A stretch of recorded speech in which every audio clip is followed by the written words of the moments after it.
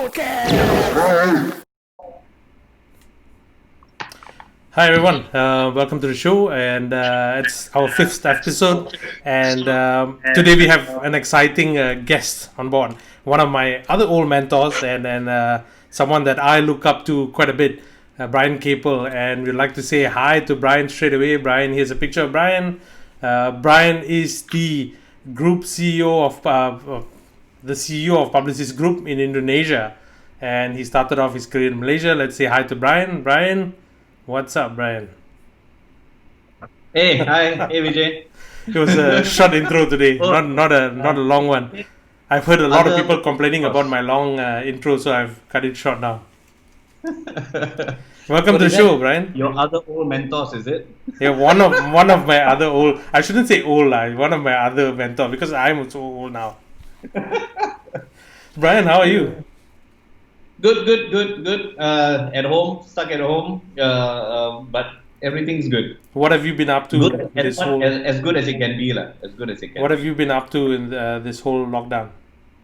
I think it's the same for everyone. I think it's we're all trying to cope with this. Obviously, experimenting lots of cooking with the wife. When I can. And working on a work sense, you tend to lose track of time, right? Then you look at your calendar, and then you just look, every schedule is fully booked from back to back. So, yeah, we're all trying to survive and try and do our best as much as we can, and be as optimistic as possible. That's true. I think that's good. Brian, can you tell us a bit about your history? I know you are from Perak, right? You're a Batu Gajah boy. Batu Gajah boy. Correct. Yeah. How did you get into creative? Like, how did it start? Okay. So I'm not very academic. What do you call it? I did the usual Form 5 all in Batu Gajah, right? Parents moved around a lot because my dad was a dredge master in tin mines. So almost every 4 years we moved around Perak, but from one town to another town in Perak. And I didn't do well in my Form 5. I got a grade 3, so and then to do Form 6, I had to do private in Gunz College. And once I finished that, then I thought, okay lah, can chill for a while, don't do anything, no need to study anymore. And then my uncle got, he was saying that, and my uncle is very stern. So he was the media director in Bozell, so in KL. So then after that he said, Brian, what are you doing now? So I said nothing. Then he says, okay, don't waste your time and come and do something. Okay, come join Bozell, become a trainee. So obviously I thought, okay, trainee can get some money lah, but obviously at that time, right, trainee is no money lah. I was 19 years old, so there was no money. And I came in Bozell. First thing I realized was, hey, damn cool. Nobody needs to wear tie. So nobody wears a tie. So for me, that was like, oh, this is heaven. So great job. So as trainee, then you can, you kind of, just sit within the creative side. Then you start from the bottom lah. So I thought, okay lah, can become an FA artist. But obviously at that time, without any background, so not qualified FA artist, but more like support the art directors, right? We didn't have computers at that time. So, everything was photocopy, right? So you photocopy everything, and then after that you give the art directors, then you cut off, and then they make the layouts, right? At that time. So, yeah. A lot of the younger generation will never know this experience. Yeah. So that means you have to cut and paste all the things. Correct. That's amazing. Correct. Cut and paste everything. Headlines were all, we used to have those typeface books. And then after that, you kind of trace, and then you make the headlines, you enlarge everything, you do the headlines. So everything was manual, right? And yeah, so I was, I asked, what was my title? How come I don't have a name card? Because my parents were saying, oh, you got a job, fantastic. Give me your name card. So I didn't have a name card. And then I asked at that time my senior, who was the art director at that time, I said, can I get a name card or not? Then he says, oh, but you don't have a title. Then he says, okay, I tell you what, we call you photocopy artist, right? And so I was a photocopy artist. How long was that? How long did you do that? I did that for 6 months. Obviously, as photocopy artist, I did not, I didn't get any salary. So then in the night, I worked in Pizza Hut in the kitchen. And then after that, then sometimes when I need to, I'll get back to the office at about after I finish closing the kitchen, then there'll be about 2 a.m., 1 2 a.m. And then just get back to the office and then do as much as I can lah. That's So continue crazy. work like photocopy and stuff lah. So Yeah. from there, But how did you develop your career? What did you do? I think it was more like as every from one thing to another. So I think I was more curious. So like from photocopy artist, and then after that I saw the FA artist. Then I thought, wow, very nice. This guy they cut the whole day. They use cow gum. And then of course some of them they took the cow gum, they sniffed. Ah, Then they used to get high with cow gum. yeah. Then I thought, okay, lah, quite cool. And then after that, I saw designers, and designers get to, they get to go for shoots. And then I said, okay, I would like to go for shoots as well. And then when I was a designer, then art directors used to go to Thailand for TV commercial films and offlines and all. Then I said, I want to do that as well. And same thing when it came to art directors, and then after that, on top of that, group heads on top of that. So almost I, used to chase for it every 6 months. Oh wow. Every 6 months, I was hoping So for an increment, you were a super promotion, hungry. You were super hungry that time, lah. cari makan. Lah. That's good. Then from Brazil, where did you move to? So from Bozell, and then I had a very good friend of mine at the time. She was in Bozell. Then she said, "Brian, do you want to, work in Spider?" And Spider at that time was one of the like big award winners, right? At that time, with Kinsley, Yeah. and Janet Lee, right? So then opportunity as an art director. Kinsley was one of the most famous art directors at that time. He was like, our that kind of level, right? And I said, okay, lah, I'll give this a shot. I met met up with Kins. I've never met somebody so meticulous, and so so every percentage, every every 1%, was so important to him. And I think that was one of my the blessings, right? Is everywhere we go, you always look for one mentor that you want to learn something from. So even at that when I was in Bozell, I had two art directors, Mock and Meng, and they were very they didn't give up. For them they were really pushing me every day.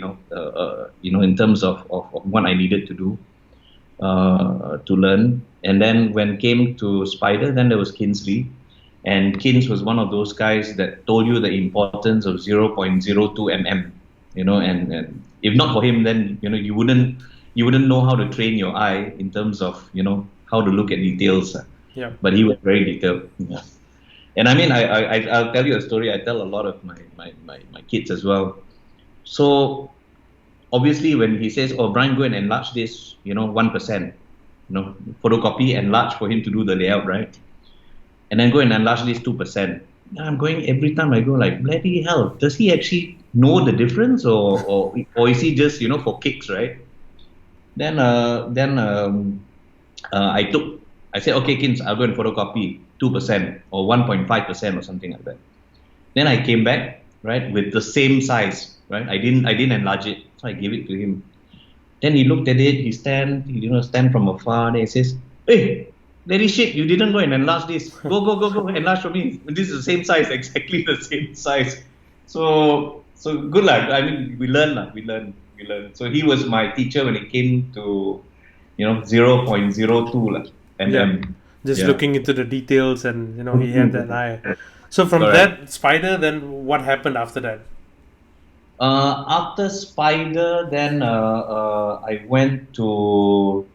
Hold on. After Spider, I went to Leo Burnett.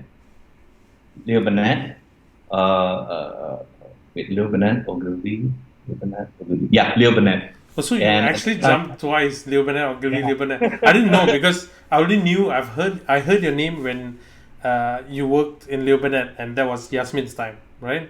Yeah, correct, correct, And that correct. time you were one of the hottest partners, you and your partner was, or one of the names that you hear in the Malaysian industry. In what is that? Alex and Sean, right? So Yes, And Alex and Charlie Sean. Sean. So they got me in. They got me in to work on Malaysia Airlines account, and that's another. I mean, it was another fantastic experience. You know, at that time, Leo Burnett was like so. You know, with Yasmin, with Ali, with all the superstars were there. Iska, Zaidi. The whole gang was there. Like. So I think for me it was a blessing to have worked with Alex and Sean, and then you have one person who is I've never seen like somebody so passionate when he presents, Alex.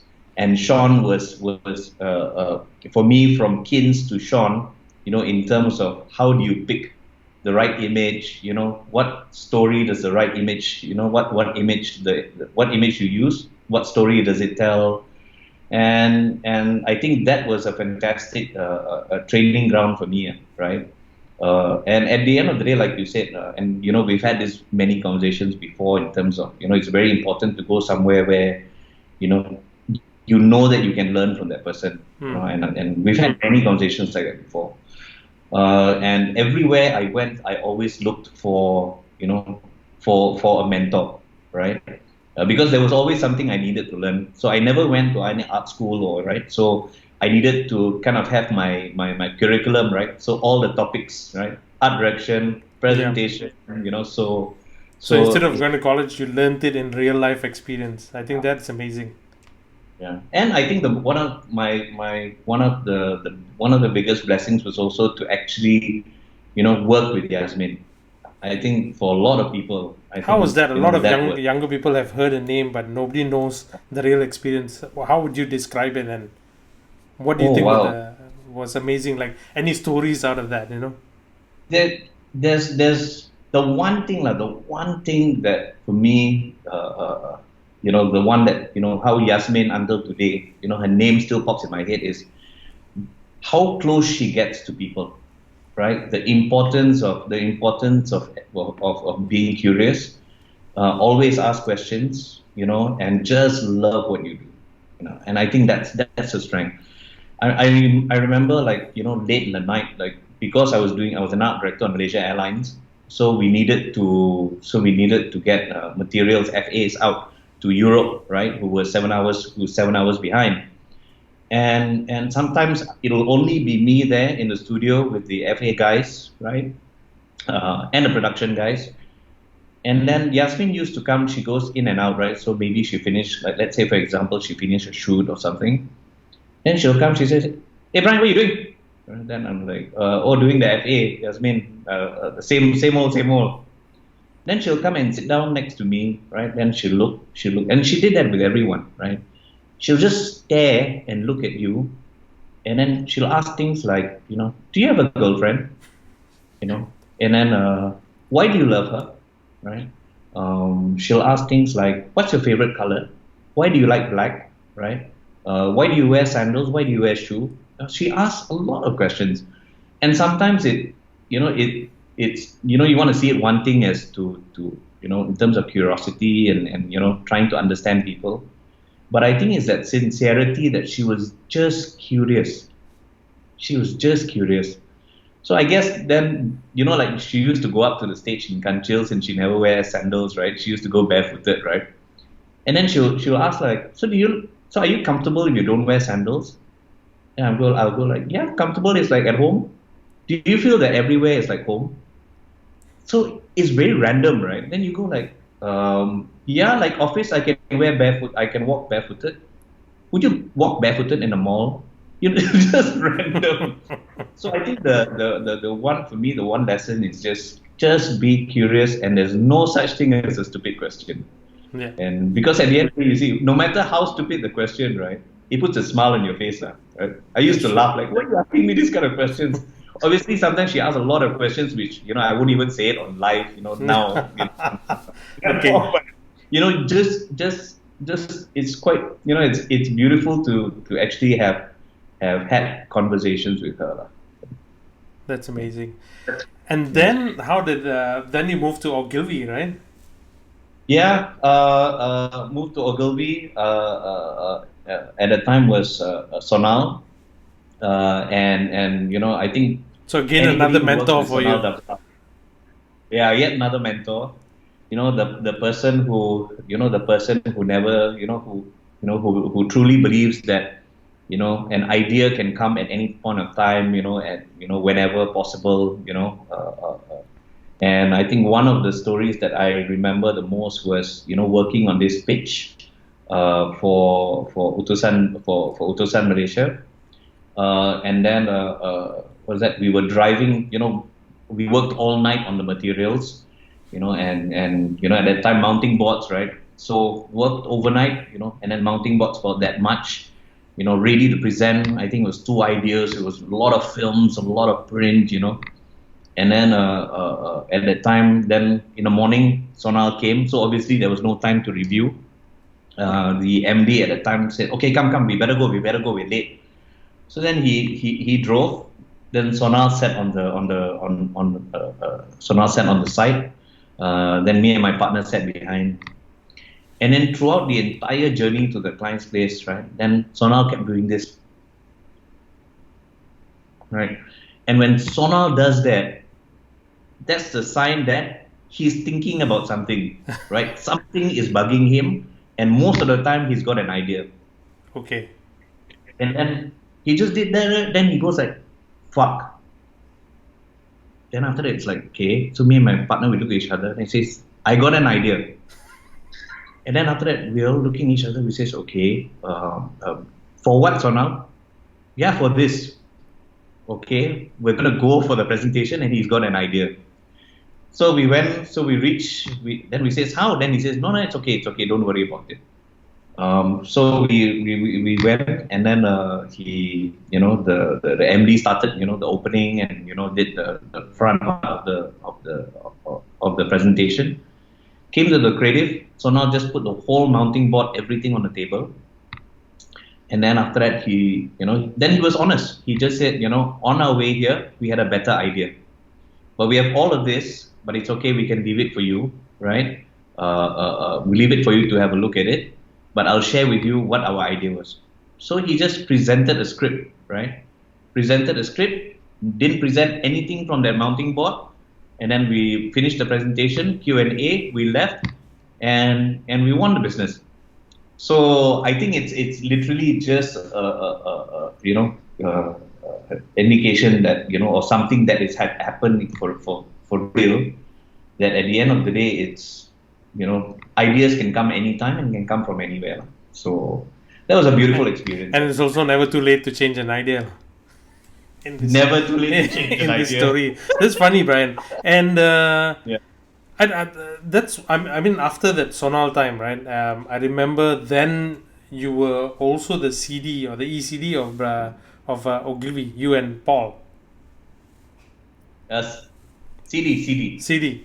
And I worked with you Yeah. that time, and I would say like that was one of the moments that changed the way I thought, and the way, only because I think you were such a great manager. I think you knew how to bring out the best in your team. I remember one of the things that you used to come and tell, like you told me like, oh, actually you're not good at this, but you're good at this.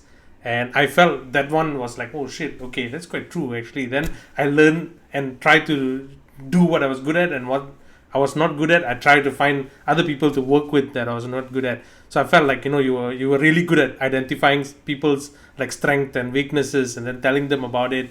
And I learned a lot in that period, right? Yeah. So I have to say But thanks you see, to that. the good thing is because you challenged, right? You're quite a let's put it this way, like you're that type also very curious, right? Yeah. So you used to challenge a lot. And because you challenged, then at least I knew, like, at the end of the day, what advice we could give, and then ask you to focus on what things, right, on certain things. I think one of the biggest challenges anywhere, right, is when somebody is not vocal enough, and then it's very difficult because then we don't know how to help, right? Well, I think in your sense, you and Sati, when I remember both of y'all, two of y'all, when it comes to internals, y'all will argue and y'all will defend and you will, but it was very rich. The conversation was every time it was building, right? We were building something. So yeah, and I know you were that type that says, hey, you go off after the internal, then you come back. Brian, I ask you something, Ken? You really think this won't work? So you were very stubborn, so which was good. Yeah, I remember a lot. I mean, we had a lot of fun times there, and I learned a lot from you. So it was really good memories, and we had also a very good team as well there. We had Adam, Jules, a lot of good people came from Yeah. there. So then Yeah, after yeah. that was the time when you left Malaysia. What happened? Like, what made you want to leave the country? Uh, I uh, I think for me it was more curiosity. That hey, I can work, can travel, work out of the country. And I never had, so I never had an offer, to go anywhere else, not to Singapore or anything before. So suddenly, at the time the MD was Steve Bonnell. So, he called me up and asked me whether I was keen to take on this role as the ECD of Leo Burnett in Jakarta. And I think for me, one of the reasons I said yes was mainly because, okay, bahasa, I should be able to survive, and one of the biggest pull for me was also it was the McDonald's account, Hmm. right? And then I asked what accounts, and he says, there were Danamon at the time, then there was Frisian Flag, and then there was McDonald's, and McDonald's was one of those that as a creative, you go like, if I could get a chance to work at McDonald's, I would like that opportunity. So yeah, so then I said, okay, you know what, I'll give this a shot. I thought I'll try it. I'll try and see. And coming into a new market like that. And what year was that? Do you remember what year was that? I remember it was quite some time ago. 2008. 2008. 2008 in 2008 in June. Describe how. Oh, June. Okay, happy anniversary. So yeah, so describe how was the market when you first came, and how was the agency? At that time, Leo Burnett was quite small, right? I think there was about, in terms of creative teams, there was about seven or eight guys. And when I initially came to have a chat with the teams, right, with the CDs, uh, uh, chat with the CDs, and then had discussions with the leads as well, the business leads, and then I met a couple of clients as well. One thing I realized was the energy, right? The energy and the passion. When I started talking to anyone, right, the energy and the passion was just amazing, right? Obviously, when I walked around, the first day, a lot of people thought Brian Charles Capel was some bule lah, right? Some matsale. And when I was walking around, then they would go like, oh, this one is not the bule, this one is not the bule. Obviously only to realize that Brian Charles Capel is not bule at all lah, right? Actually, that was So quite funny. When I first read your name, that I'm going to interview with this person, I thought was a Caucasian or not an Asian, right? Then when I came, I was like, hey, this fella can't be Brian Capel. Doesn't look like a Brian Capel. But yeah, so then how was your first few months there? Any uh, insecurities, anything that you were confident, or the passion was there, the energy was there, right? yeah, yeah. Uh, I definitely will try and remember as much as I can. It's been many Yeah, it's years, been 12 years. but I think the one thing that kept me going was the energy, right? And I think I'm generally a very optimistic person. So anything beyond the energy for me was like it's okay as long as you got passion, right? Energy is passion, right? Yep. As long as you have the passion, that means whatever that anybody has any weakness, right? In terms of in terms of strength and weakness, right? At the end of the day, we can learn, right? And based on that energy itself, that I felt automatically, it was like, okay, this is going to be okay. This is going to be good. And I'm one of those that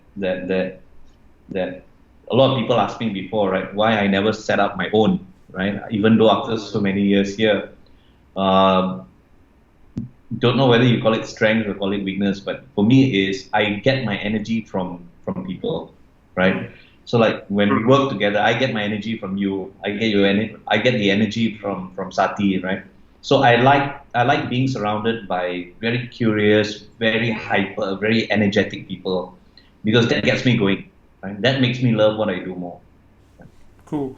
I'm going to play your first piece of work, this Frisian one, because you said it's one of the first few things that you Yeah. produced when it came in. Let's watch it first, then Yeah. tell us the story about that. You know? Okay. Okay. Okay, Yeah. I'll play that now. Yeah.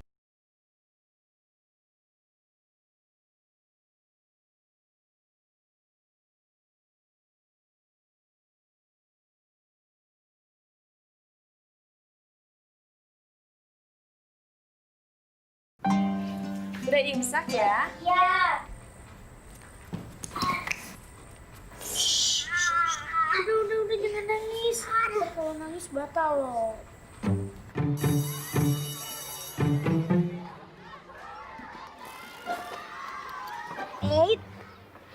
Nengok 2 kali batal loh.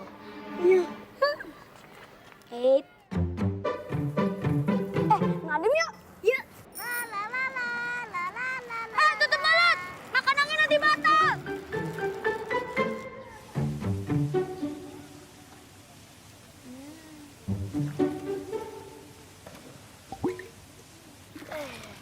Kentut. Batal.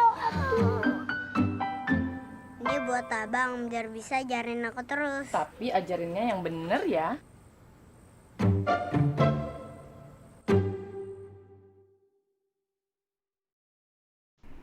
So, Brian, Frisian Flag, tell us a bit about that. Was one of your first pieces Yeah. of work there. Yeah. It was. I think I had a very strict client, right? Very very very strict. Zeely, in Frisian Flag. And I think first the teams were presenting, multiple rounds, and then suddenly I had, then the team said that, they many times you got rejected, and then they said, can you go and present, right, the next round, because she kind of saw the team as, not being able to crack it. Then I had this idea at the time. Then everybody was afraid because she was quite a traditionalist in a way, this client. And with one of the ending part, which was the letting go of gas, then she said a lot of people said there is no way she will buy it. There's no way she will buy it. And I said, okay, at the end, they no harm. So obviously we all had, the trick is you always had one script which was a lot more safer. And then this one, which was an alternative ending, which was very safe. And then this ending, which is the boy letting go gas. And I just said, I just love this script, right? And then in a way, it's without any background story. It's kind of like my relationship with my brother as well. So then I said, okay, I would like to sell this script. So I went and then I presented to her. And she's one of those that when you make presentations, she never laughs, right? And so my task that day was just make her laugh. So came to that script. Then after the presentation, then she laughed. And then she said, "Are you sure?" Okay, let's do it. So then we shot that. Thank goodness it did very well. The first time Frisian Flag, did something like that, because previously they were quite, quite tactical in a way. So good experience with Frisian Flag. That's cool. Let's jump into the next piece of work. You've got one from Simpati, which is your telco clients. You want to talk about it before, or you want to tell us after we play it? I can talk about that. This one was interesting. I think one of, throughout the years here, one thing I realized is what was really important is the relationship you have with your clients, right? And I think you vouch for that as well, PJ. It's extremely crucial to to partner your clients. I think this, in a way, was a scenario where I was on leave, right? And then the team came up with a script, right? At that time, this is quite old. This is maybe 2013, if I'm not mistaken.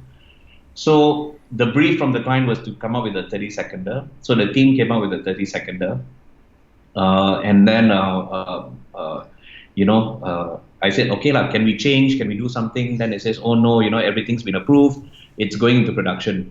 So I said, okay, it's cool. So at the PPM, the client was there as well, right? We already did the agency pre-production meeting, and then this one, the client came in. And then once we finished the production, then I said, oh God, I got an idea. So I did a Sonal. So I got an idea. I got an interesting idea. So I pulled the client by the side. Then I told the client, I said, hey, I have this thought. What if we did this, right? And then obviously, because at the time Simpati had Agnes Monica at that time, as the ambassador. Yeah. So then I said, does she have a music video? Does she have a new single? Then the client said, wait, let me call. So he went up, he called the agent. Then the agent says, yes, she has a new single. Oh, fantastic, good. Does she have a music video? Then after he says, hold on, let me check. Call. No, she doesn't have a music video. I said, perfect. Why don't we help get the people to help her do a music video? So we use whatever traditional channels, that is out there, use the channels to get people to get involved. And then we shared the idea with everyone. The client was there brainstorming with us, came up with, the whole shebang.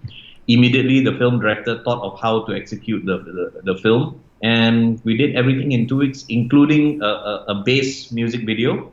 And then we had slots within the video for people to submit their entries. So I guess the experience is stay close to your client, no matter what, just stay close to them. Cool. Let me play this case study video, Yeah. Simpati, the biggest prepaid telco brand in Indonesia, wanted to drive data usage and to increase relevance with the young audience. As we found out that Agnes Monica will soon be launching her latest international single, Walk, we found an opportunity for people to be part of this epic moment in pop culture. Simpati could connect their users to an Indonesian icon and give them a reason to use their data usage. Have Agnes Monica create her official music video. We invited people through multiple channels.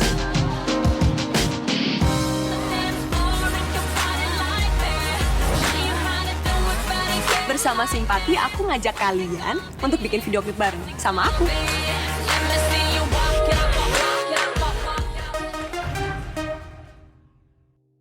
The invitation leads to the Simpati microsite.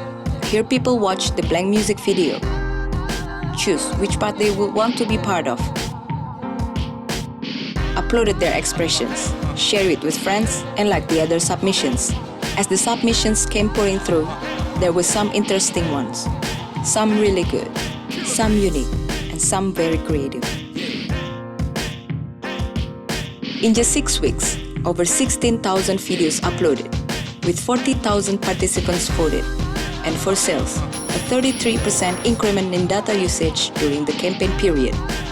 It's a difficult choice to select the winners, but with the help of Agnes Monica, 20 winners were selected. On August 29, 2013, we launched Agnes Monica's official music video featuring Simpati users, Walk.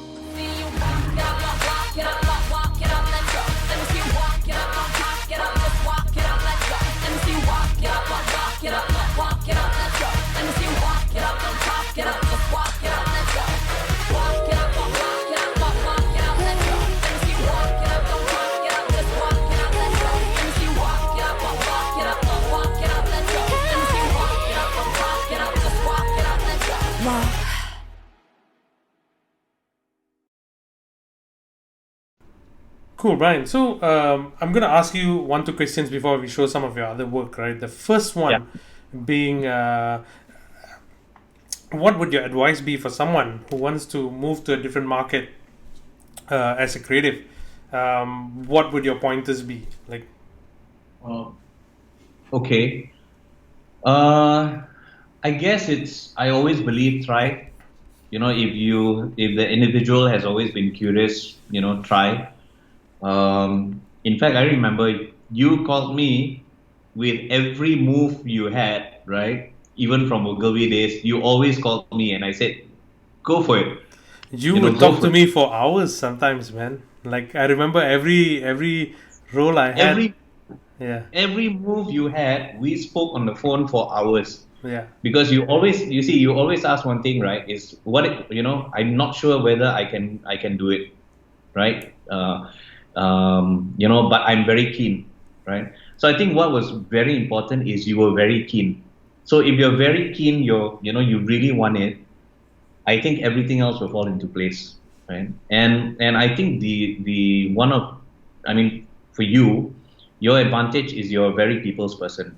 So what happens is it's a lot easier to then make it lah, right? and that's To an to be important point, Brian, when you said people's person, because you're going to a new market and you're working with people that you used to people in your country or your city, and then suddenly yeah you're going to a new market and they're totally different, although you think they're similar. yeah What would your yeah advice be, um or anything one that you saw that is different? yeah I mean, wherever you go, everybody is different. I mean, even in KL, right? From one art director to another art director, they're very different. So you have somebody who's extremely vocal, then you have somebody who's extremely quiet. You have somebody who is very stubborn, and then you have somebody who will just say yes, right? And I think that implies the same, right, across whatever country you go to. You will meet somebody with that characteristics, Correct. and I think that's why, like for me, number one, I can only survive based on the people around me. So it was very important to connect with my team.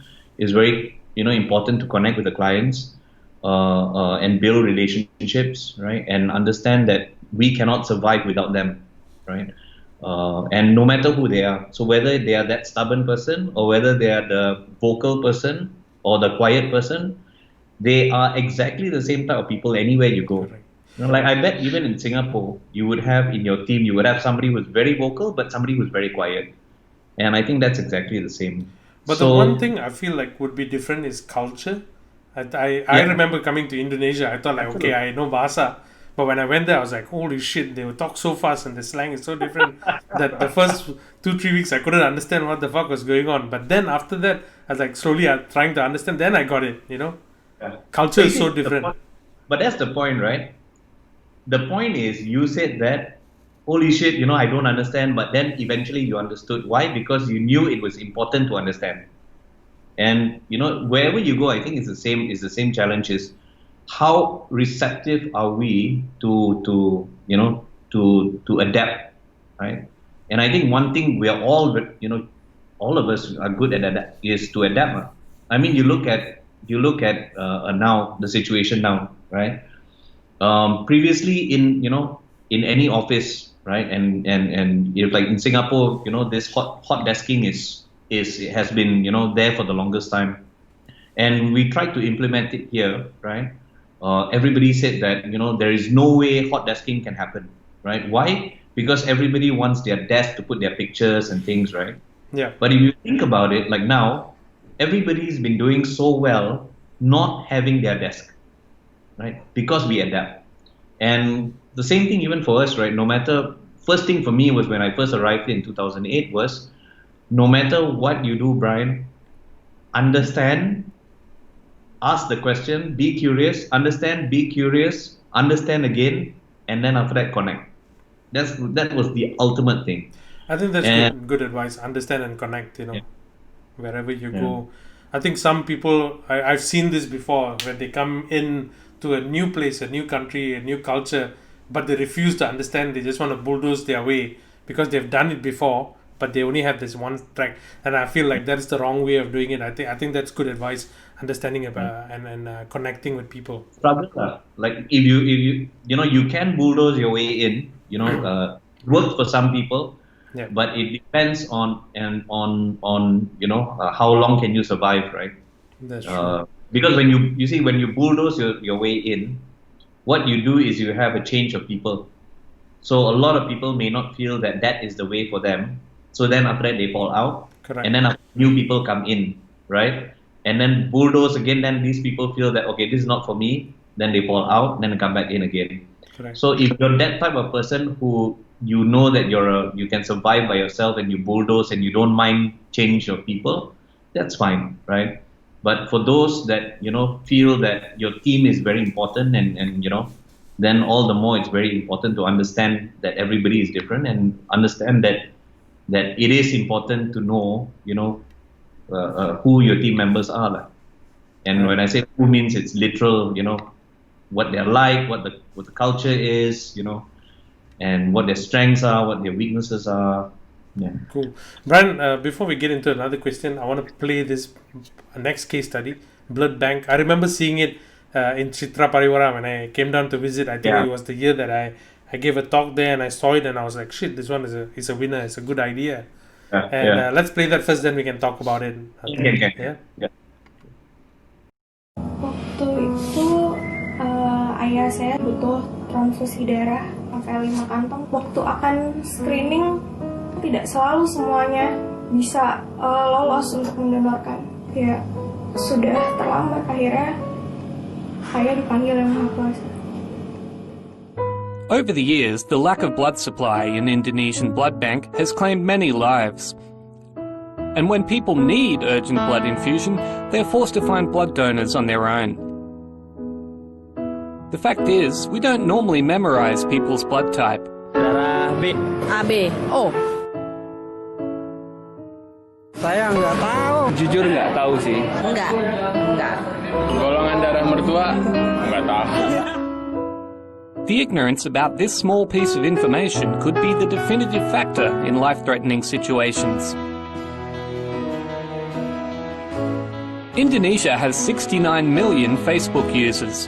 We saw a chance to convert it to 69 million potential donors. Working with Facebook, the Indonesian Red Cross has created an application within Facebook that connects friends based on their blood type, the Blood Book.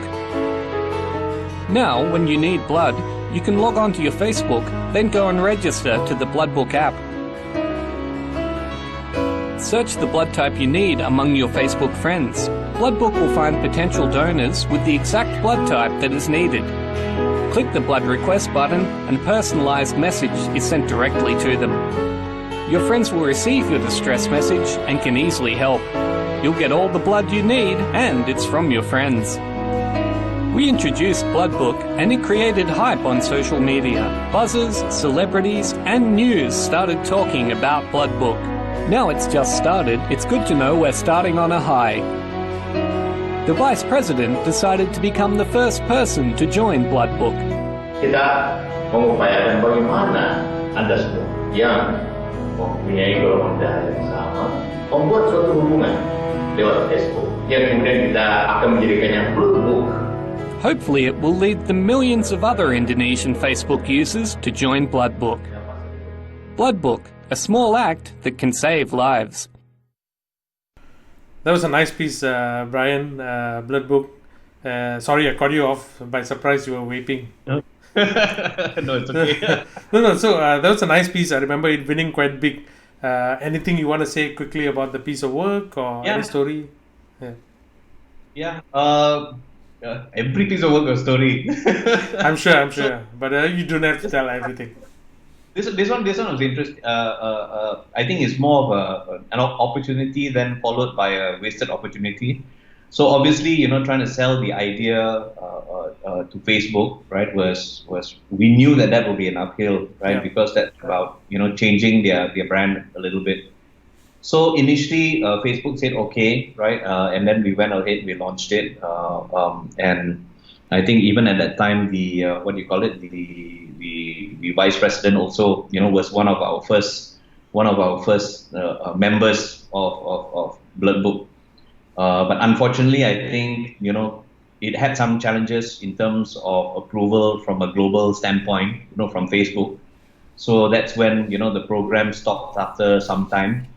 But it was one of those that was pitiful that did not continue, because I'm very sure that if that went on, that could help in a lot of ways, in terms of how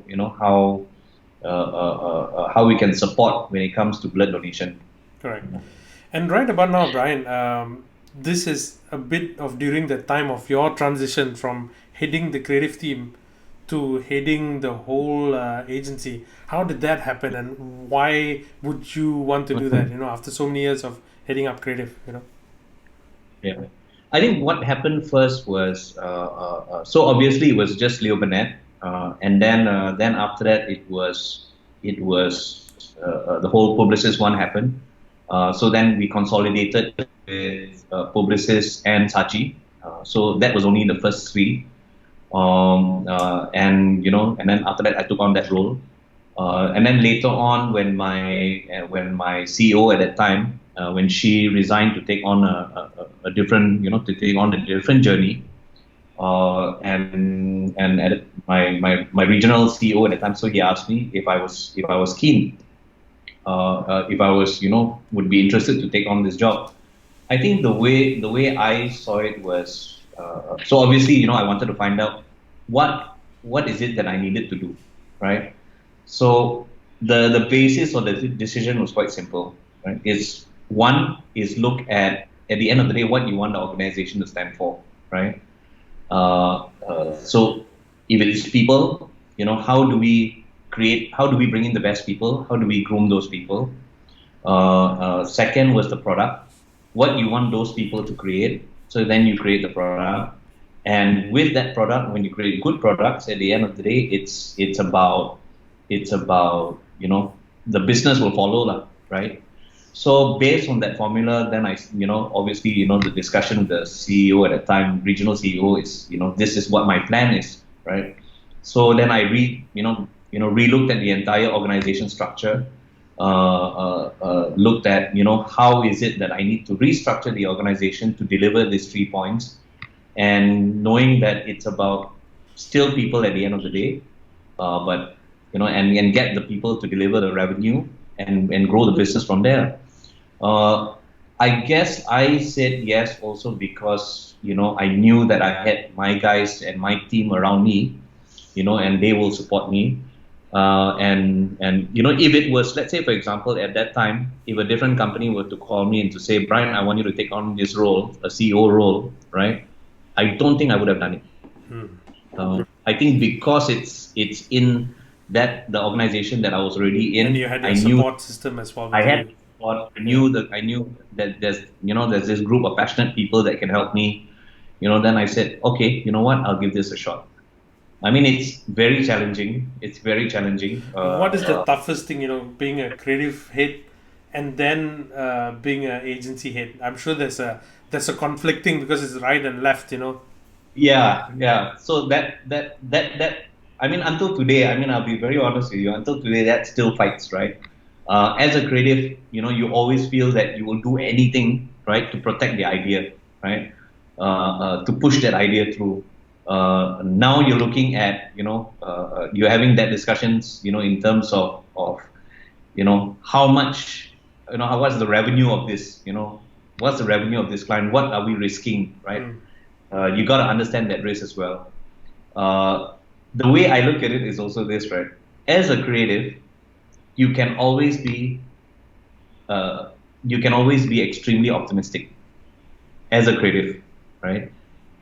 As a business person, you cannot always be extremely optimistic. You have to look at the bad side of things. You have to be pessimistic.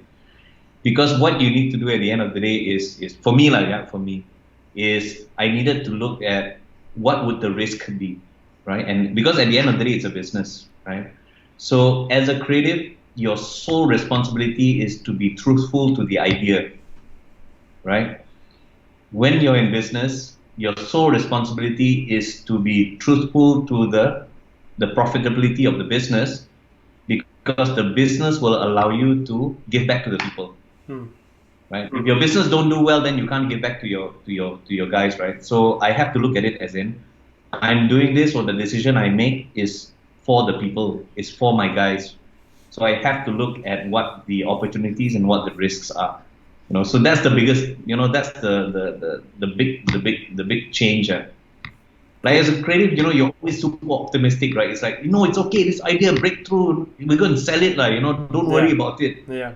But now I always think, what if they don't? What do you need I to do? realized that because my path was very different. I never want to head up the agency in a business side of things. But when I went to the client side, then I realized like shit. I think I cannot be stubborn as a creative. I need to open up and understand what works for this brand and what is going to give us numbers, rather than what's just going to give them eyeballs. Like things like that. Then I realized from a brand, yeah. Correct. Because the numbers allow you to reward your people, right? Correct. So if you say no, screw this, is not, it can't be just about the numbers. If you don't put importance in the numbers, then then you don't have the flexibility to reward your people. So I think at the end of the day, it's just fighting it as much as you can, right? So then the business become profitable, and then you can reward the people. Like you're saying, like, right? It's you have to look at that one. All the more it becomes very important to look at the business side of it. Brian, let's jump into another work of yours. This one was, I think, MACD Wrapped. We're gonna see this case study in a bit, and I think it's one of one of the most standout campaigns from Indonesia that won really big internationally as well. And you want to talk about it before, or tell us a bit about it? Ken, I'll do a preamble on this. I think it was interesting that this idea came about as a TV script first, right? The team came and then shared that, hey, why don't we do this for the TV? And I said, hey, that's a fantastic idea, right? Because it's also very cultural relevant. But why don't we do it for everything, right? So normally you have like McDonald's during Ramadan, they always have their promo commercials. Why don't we wrap everything? If McDonald's as a symbol shows good food, then in Ramadan, then you should cover everything, right? Was the client play that? Very scared at the first? Clients, no, actually, the like I was saying right earlier on, it's so important when you have brave clients and you have good clients. Like even from the first time, the Frisian flag went with a commercial that was about letting go of air, right? And then now it was a client that just says, you know what, let's just do it. Let's just go for it. So I think, again, the blessing with clients is always when you have a client that's willing to take that little bit of risk. And I think our McDonald's client did that. So after that, then I'll share a story. Share a story. Let's play that, but let's watch that first. Yeah.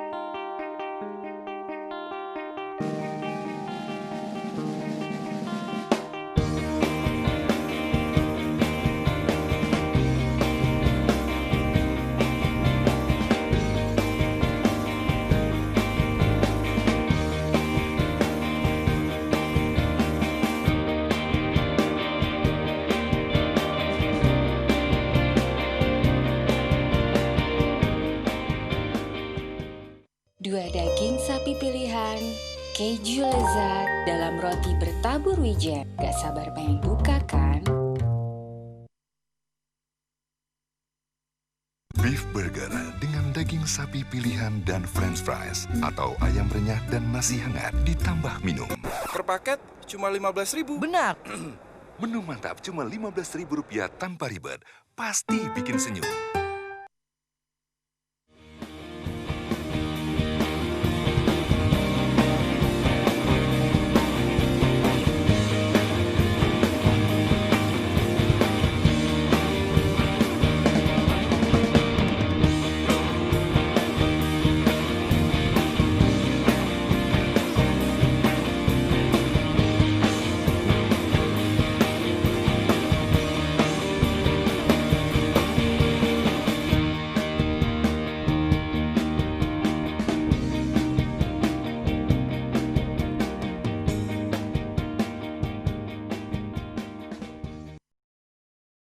So, Brian, we're back.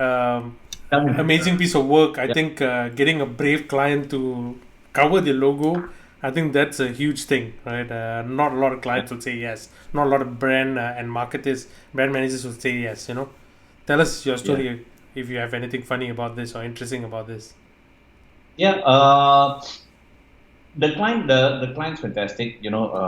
Like you say, right? It takes a brave client to want to do something like that. But I think at the end of the day, he knew what his assets were in terms of what McDonald assets were. You have the music, you have the tone and manner. So I think that one worked very well. There was one extension to the idea that Mark Tatzel asked us to follow through, but then we didn't. It didn't happen. Was Mark Tatzel, which is our global chief creative officer for Leo Burnett at the time, he asked us to wrap the entire store. So it was like, okay. So obviously we came back, we asked the client. The client says, okay, I know I said yes to the pylon and said yes to the, all of the commercials running without product, but please don't ask me to cover my entire restaurant. So it's like, just Mark, I tried, but I couldn't push it anymore, But that would have been quite crazy, But that's amazing, man. Like, I mean, that one I saw quite a bit. It won quite a lot of awards, and I think it was a big thing for Indonesia as well. That it won internationally. One of those that's recognized out of Indonesia.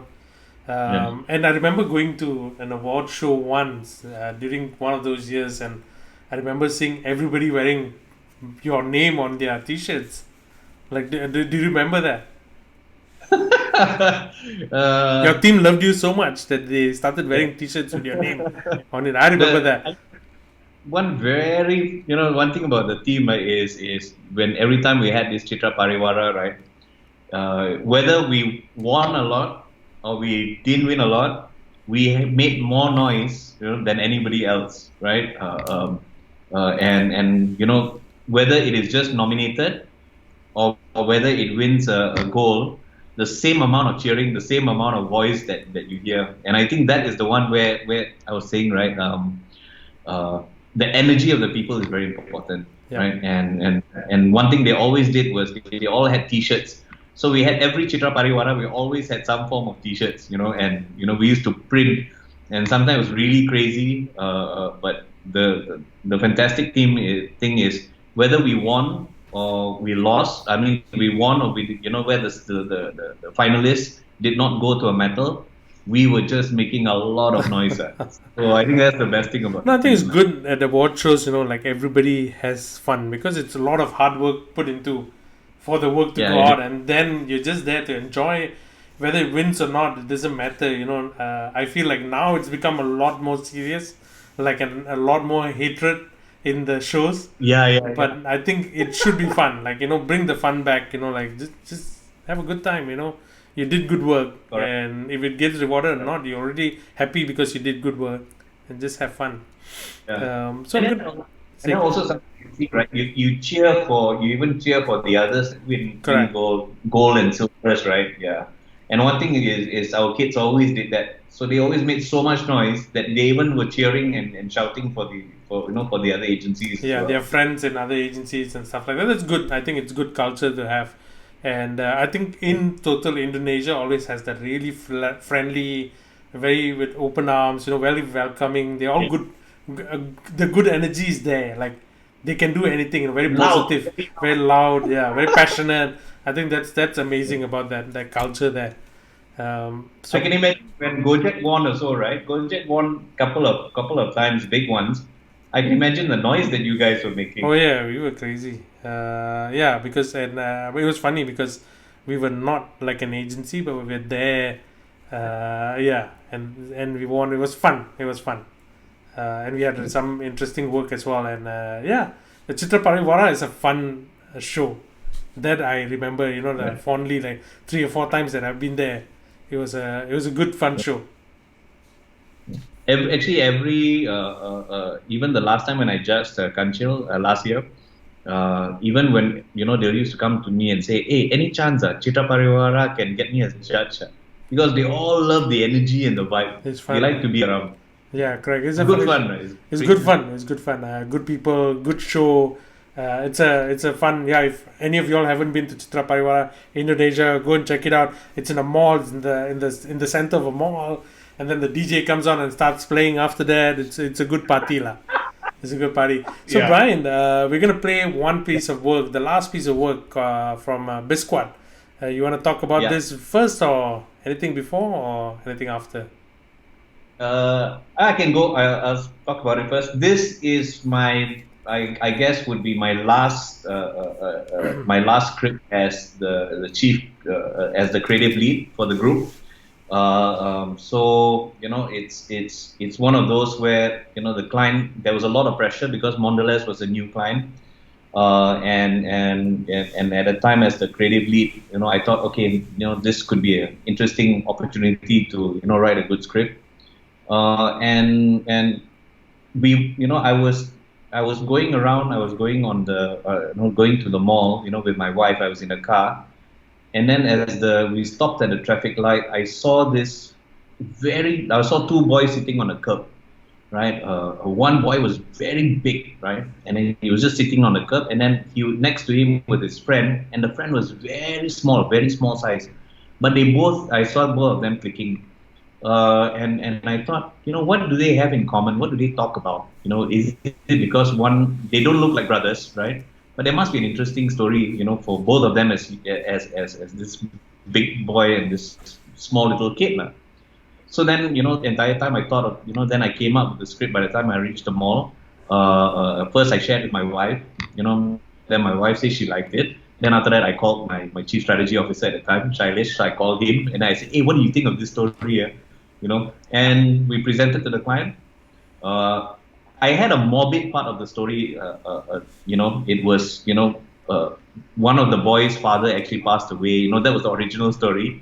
But obviously, when I presented to the client, hey, Brian, I love the script, but can we do without the kid's father, passing? I said, oh yeah, okay. Let's just modify it. But yeah, that's where the script came out. It was a trip to the mall. So. Let's watch that. Yeah, let's watch that right now. Let's watch that.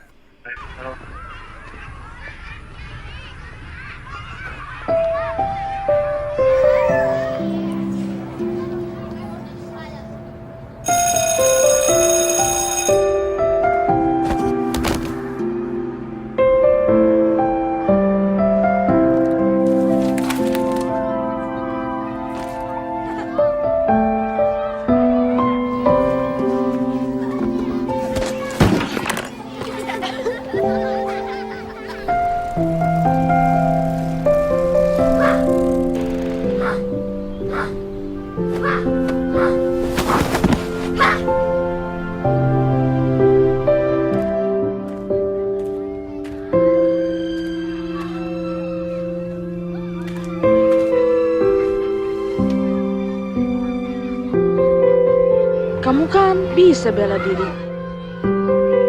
Kok diam aja?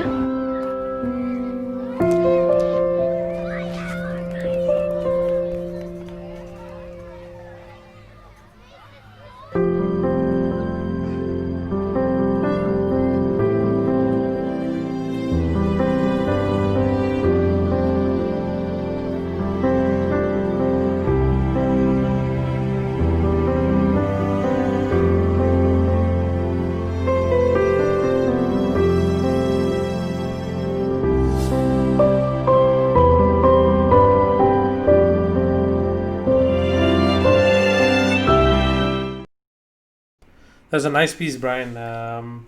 So yeah, I think sometimes, like you said, a lot of the stories that we put in ads and the work that we do sometimes comes from real life. I mean, most of the time it comes from real life. It's borrowed or something that you saw or your own story or someone told you something. I think that's amazing about what we do sometimes in advertising and in creative.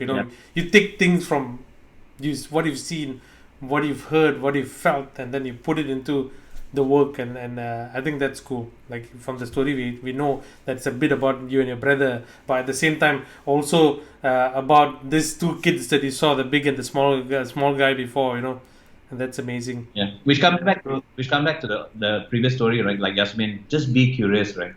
You just look around, you ask around, you talk around, you know, and I think we learn from that. So again, we're going to wrap this session up. But Brian, before we leave, what's your last piece of advice, to creatives, whether wanting to go to a different market or just trying to move from creative to the business side or brand side, or just trying to do something new? What would you give them as an advice? Well, it's actually a very difficult question to answer. Because there's so many things that you can say, right? Anything just top of your mind, For me, it's just whatever your decision, just love what you do.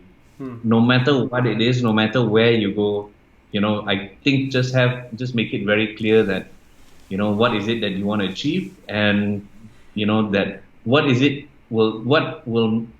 you need to do to every day in, day out. Don't look at this as a job. Look at it as, something that you're going to have good fun with in that journey.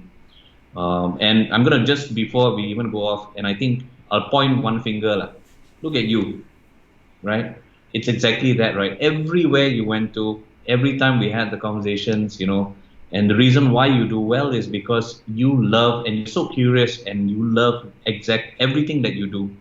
And I think that's it doesn't get more complicated than that, right? It's the simplest answer is the passion for what we do. Just keep it up. I think it's a good point, Brian. I like a lot of people tend to struggle after a while, I'm so tired of going to the office. I think I felt a bit like that sometimes. But when I felt like that, I realized either I've got to change the place I'm working in, or change something that I'm doing in that place. Either move or make a difference. Exactly that. Correct. But it's a good piece of advice. Love what you do, be passionate, be curious. I've always enjoyed whichever place that I worked, and even if the place isn't as enjoyable, I will try to make it the best or the most fun I can have in that place. Yeah. I think a lot of people feel that, linking to that, just one last advice, a lot of people feel that, they can't make a difference. Maybe that's why they are bored. But I think it's important for everyone to know that everywhere you go to, you can make a difference. It's because you got to see that as your agency, your company, right? So once you're there, whether you're an art director or an FA artist, or even you're a CEO, that each and every one person in an organization can make a difference, and they must know that they can. Because if they can't, the minute something wrong happens, they say, this place doesn't work, then that's it, I'm bored, I want to go somewhere else. But if they feel they can make a difference because they have the ownership of the place, and then they will find a way to make that difference and take, and claim that is the place, that is their place, that is their agency, right? Cool. Thank you very much, Brian, we're going to wrap up the session. Thank you very much for joining us today. I think we've got a lot of value and amazing answers for a lot of creatives and agency people to listen to and learn from when they want to tackle a new market, going into a new role. I think passion, being curious, and all that is the takeout out of today. And I would again like to thank you for all the mentorship that you've done throughout my career, and every phone calls that you've taken from me, and all the fun that we had back in the days as well. Not just the work, but also the drinking parties and all that.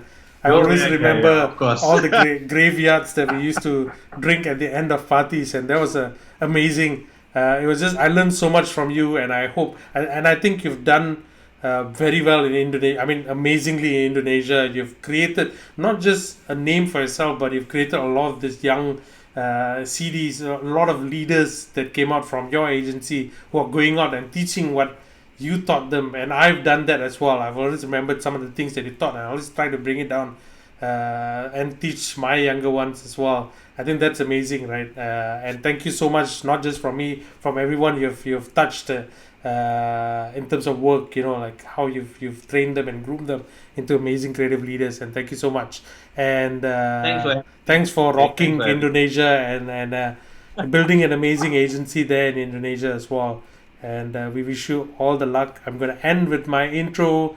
Thank you everyone for watching today. Thank you, Brian, for being here. The end.